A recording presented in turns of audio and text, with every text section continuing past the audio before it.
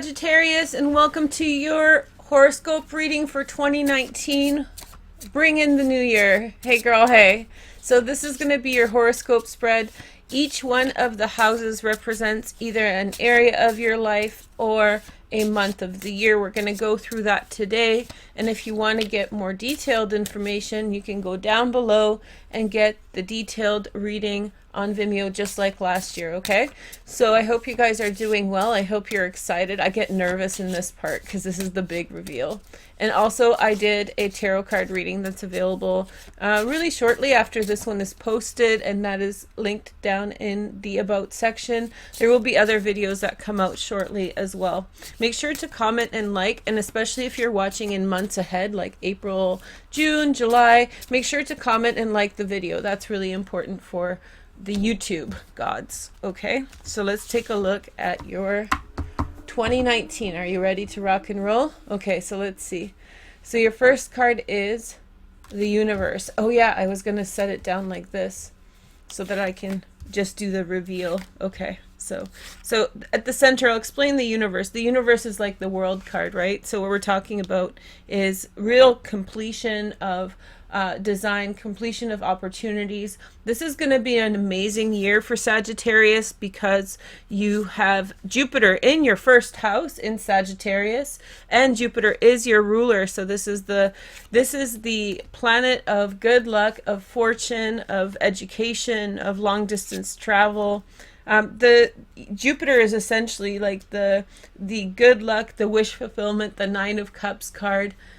Or planet rather. So it really means the best of the best. And so when it comes into your sign, it's always a really special thing. And I will definitely do an astrology dedicated video. I'm just waiting for my computer to come back. So we'll go into that in more detail. Also a lot going on here. So in the center, this is the core energy of your year. I will break this down for you guys and show you a sample of what you will see on Vimeo in just a minute, but the core energy is completion. Whatever you have been working towards, whatever's been the staple of your life, this is going to come into fruition, completion, catharsis, growth, expansion. Yes, girl, yes.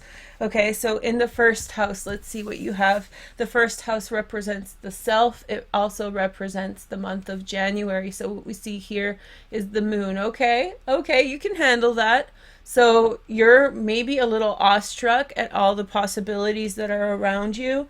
Maybe you are in some way completely overwhelmed at what's going on in your life in a positive sense. I think it's more that than anything else. You have amazing transits this year. The second house is money and looks, material possessions, also the month of February. And we have a lot of planets here. We have Saturn and Pluto here. So expect a powerful card. Yeah, you're supposed to go after it. This is the lust card. Also the card of Leo / the strength card in other decks. What this means is that you're supposed to go after your fortune. You should not back away from your ambitions. You should not back away from your dreams. You need to really put yourself out there to gain what you want out of life, okay? In the third house, let's see. Third house, we have the sun. Hey, so this is the self. This is the completed self. So these three houses comprise 1 + 2 = 3, okay? So this is like the completion of your identity, the communication of your identity. And you have the most beautiful card in the deck, which is the sun.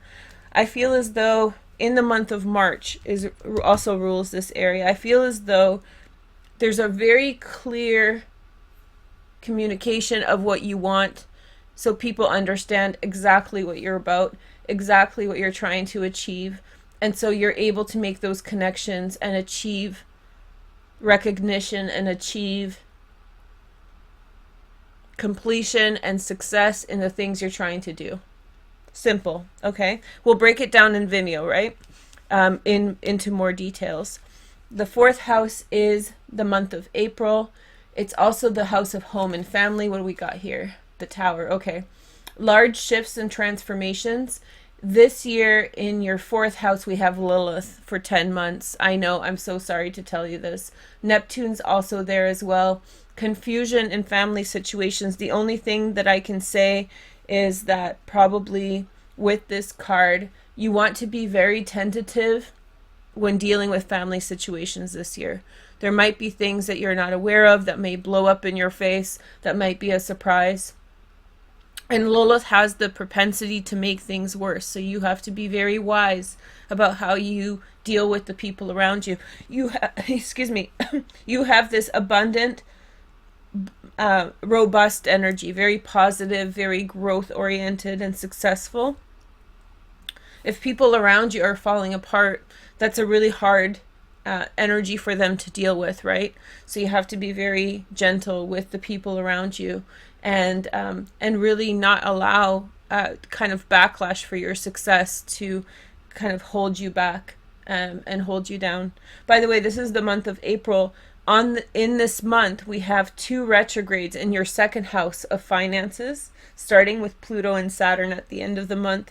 Also, Jupiter is going retrograde on April 10th in your first house. So if we're looking at this as if it was just the month of April, this could be a reason why there's going to be a lot of shifts, turns, and transformations, okay? So in the 5th house, we're looking at the month of May, also passion, children, and love. You do have Chiron in here, just starting its transit, started it late in 2018. And what that means is that you will be in some way contending with issues of motivation. How about that? So issues of motivation, whatever stems your discouragement in life, we all deal with it. You're going to be facing it for the next few years. Here is your card. We have the Fool.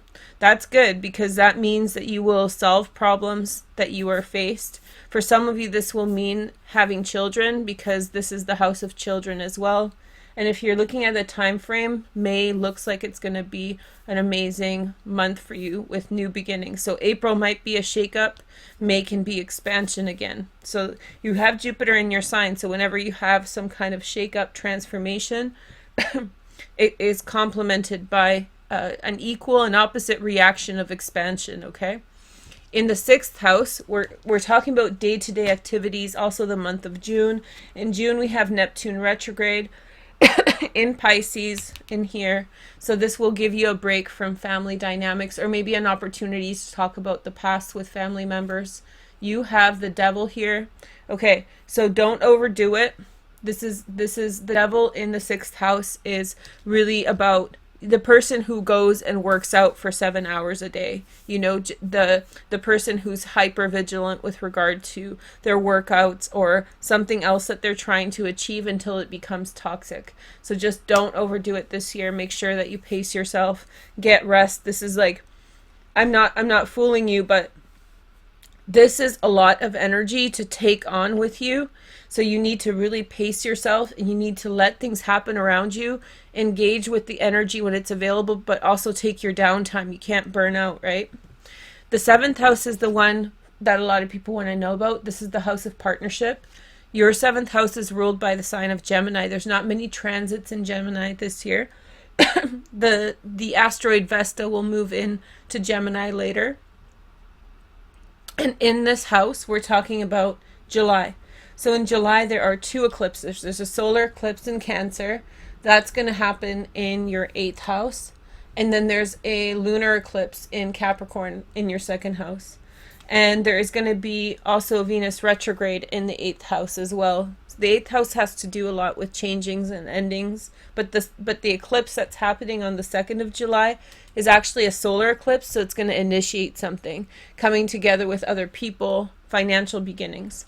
So when we're looking at the month of July, it's really going to be affecting the 8th house quite a lot. Also, the 2nd house, both to do with money. So this could be romance and partnership, but also keep your mind on money for this one. And you have the Lovers. Hey, girl, hey. This is actually ruled by Gemini. For some of you, you will be coming into a union with a Gemini person, or possibly you are going to be finding really sustainable and long-term love this year. So this can govern the month of July, but it can also govern the entire year. So you are very much set to have a good relationship come through and settle into a good relationship. The North Node will end up moving into Gemini, I'm not sure, in 2020. So that's going to be a focus on partnerships. So as the year progresses, this is going to get more and more intense, the partnership idea. Okay. So in the 8th house, we already said there's a couple eclipses in July. The 8th house corresponds with the month of August, as well as endings, shared resources, taxes, and the occult. Okay, so let's see what you've got. The 8th house is ruled by Scorpio, so this is the ruler of the death card. You're going to go through a massive transformation this year, and there's going to be some kind of fundamental change that happens around you. I'm thinking probably around the months of April and May, right? It feels like there's a change or a transformation. You're severing ties from people who you have unhealthy patterns with and beginning new direction, a new course of direction of finding people to kind of partner up with that are suitable for you. Don't get greedy and ambitious. I think as though it could be this year that you feel somewhat overwhelmed. This year you can feel in some way really inspired by things or really need some time to absorb and deal with the things that are happening around you. So don't make preemptive decisions and really pace yourself. In August, we have Jupiter moving direct in Sagittarius in your 1st house. This corresponds with the 8th house. And then we also have Uranus going retrograde in Taurus, which is actually in your 6th house right here. So you are going to have a lot of opportunities with Uranus in the 6th house in general, new ways of working out, new ways of doing things. When Uranus goes retrograde, you're going to have some downtime from that. So that's going to be when this energy, this devil energy here, subsides a little bit. So that's August for you. You'll make some fundamental changes in August. You'll go a different direction. You may end a relationship or you may begin one. Let me just take a little sip of tea. Okay. So now let's take a look at your 9th house. The 9th house is traditionally ruled by Jupiter, but in your chart, we're talking about the sign of Leo. The 9th house is also the month of September. Let's see what card you have. So we have the Chariot card, overcoming things. If you are dealing with things at school and you've been waiting to resolve them, this is the time to go forward with it. I feel as though you will find kind of positive outcomes. You will also find opportunities to travel really far away to find success. A Cancer could be coming into your life from far away, sun, moon, and rising. And so the Chariot card is ruled by the sign of Cancer. So that person may be showing up in your life. General success, overall well-being, social success, and social presence that is going to be strong this year for you. In the 10th house, we have the month of October. This is your career house. And let's take a look at your chart. We have the Hierophant. Okay, so again, there's this theme of school that's coming up for you, and I don't know how many of you are in school or doing extra education, but it's definitely a good year to do that, because the things that you learn in school are things that you're going to directly apply into your career and your public life. In October, we have Pluto going direct. In September, by the way, Saturn went direct in your 2nd house of money. So that's going to be an energy that you want to draw upon in order to really push forward in the fall for financial purposes. You may find yourself in a leadership position. You may find yourself even teaching in October next year. So that's pretty exciting. At the end of October, we have a Mercury retrograde in the sign of Scorpio, which is your 12th house. Not such an important retrograde period in terms of like outward life, but internally you're going to go through a lot. We'll talk about that more in just a minute. But in general, I think that for the whole year, in terms of career, you're ascending to a level of authority, or maybe you're joining some kind of community in order to find success in your life, okay? November, the 11th house, and we have in November, Neptune going direct. Remember, Neptune is the one with this house here, the 4th house, the tower. This is home and family, right? This is when you start pushing forward with your emotions with family members in November. And this is when you could find a completion point with regard to those issues that came up for you in April. Let's see for November what we have. We have the Hermit. This is also the House of Friends. The Hermit card is ruled by the sign of Virgo. So your Virgo friends are just a hop, skip, and a jump away. You may find yourself kind of disconnecting from certain people, really going your own way this year. I think that it's okay. You really need to follow your instincts on this one. I think there's a lot of changes that you have to contend with. I think you're pushing forward in a lot of directions. There's a lot of success available for you. And so you need to be ready to kind of break apart, go your own direction, do something different. And the 12th house is the month of December. And this is when Jupiter moves into Capricorn in your second house. And this is when we have a solar eclipse in the second house of money. So expect a financial theme for December. The 12th house is your house of spirituality. And so here we have the adjustment card, which is the card of Libra, attaining balance. Remember what I said about Mercury retrograde in Scorpio in October? This is probably when this real last part of the adjustment happens, in which you really come into some type of balance with regard to your life. So what I'm actually doing is breaking down each of these houses further on Vimeo, as I said. I'm just explaining it again, just in case you're not familiar with last year. And you can go into the About section and watch each one of these houses or get the whole set. You can rent them or buy them to support me and the channel. People have used them for areas of life, 1, 2, 3, 4, 5, etc. Or the months of the year, January through December, okay? So I'm going to clean this up. And then I'll show you how one of those videos looks by taking a look at your overall theme for 2019. So we'll just take a look and I'll show you exactly the cards that I'm using and what to expect, okay? So I'm going to set those to the side. And so first off, we have the World card. So let's just go back to this and refocus. So if you have opportunities to travel, they will be very, very successful this year. For me, the World card also does point to love. And because the Chariot card showed up in your 9th house, right? That kind of made me think of the idea that maybe love is coming to you from far away, you know, coming in from far away, or maybe like from another country, from another state, from another province. So let's take a look at your cards. So I'm using the Brautele. I'm using the Tarot de Baleine, which I use every year for the New Year reading. So again, you have Cancer, Pisces, or Scorpio. This is a Taurus in this card, but this could be any one of those 4 signs. A man who has open arms towards you. Maybe this is you being really open this year. I do sense that you are going to be very emotionally open, very welcoming to the energy of the world, really easy to talk to, really friendly. You're going to feel positive and excited. The next message is the magician, the magus. And then we have the 6 of rods. So I feel as though you're meeting your mark in some direction. Overall theme for the year, meeting your mark in some direction, really pushing forward towards some goals, concrete goals.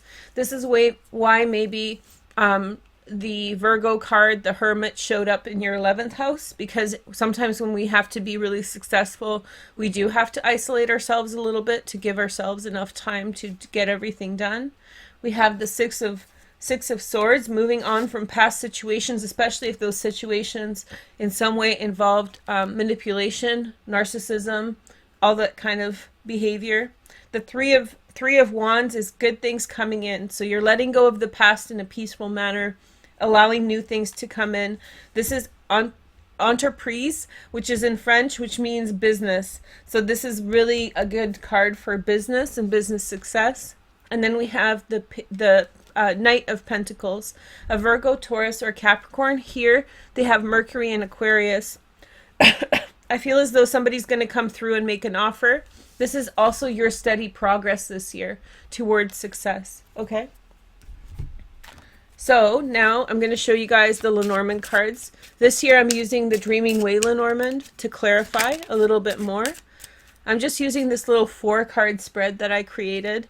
So we have the clouds, because usually they use 3, but I use 4, and then just kind of look at all four connecting sides, the heart. And then we have the moon. So I think there's big success for you in the way of fame, in the way of recognition, in the way of your position in the world. I think you're heading in a direction of a lot of success. At the beginning of the year, remember we had the moon card in the first position in the first house. I think that maybe at the beginning of the year you are feeling a little bit of cloud. You're feeling a little bit of cloudy. We do have also 2 eclipses in January, right? Right at the beginning. So it's going to be a turbulent start. However, I feel as though some established connections are going to carry you through. And I feel like the things that you love to do are going to make you very, very successful this year. Here is the next message. And so we have be grateful. Yeah, your theme for the year is gratitude, my favorite. So I hope you guys are excited. By the way, this is like Trust Your Vibes cards. I use them sometimes on the channel. Sorry about my throat. I don't know where that came from, but... And then finally, I'm going to use a Louise Hay deck to pick a positive affirmation for this area of your life. Now, of course, this is your overall energy. So this is just your main affirmation for 2019, okay? I express myself in positive ways. Hey girl, hey, look at this. 3rd house on fleek. We have everything I do is by choice. I can choose what to say, do, and think. Okay, everything I do is by choice. I can choose what to say, do, and think. You are in charge, Sagittarius. You're not going to let any drama to stop you. You're going to move forward and find so much success. I can just tell. Okay, so go check out the individual readings if you're interested. If not, check out the tarot reading on YouTube for your sign for 2019. Happy New Year, guys. Have a wonderful, wonderful year. Take care. Bye.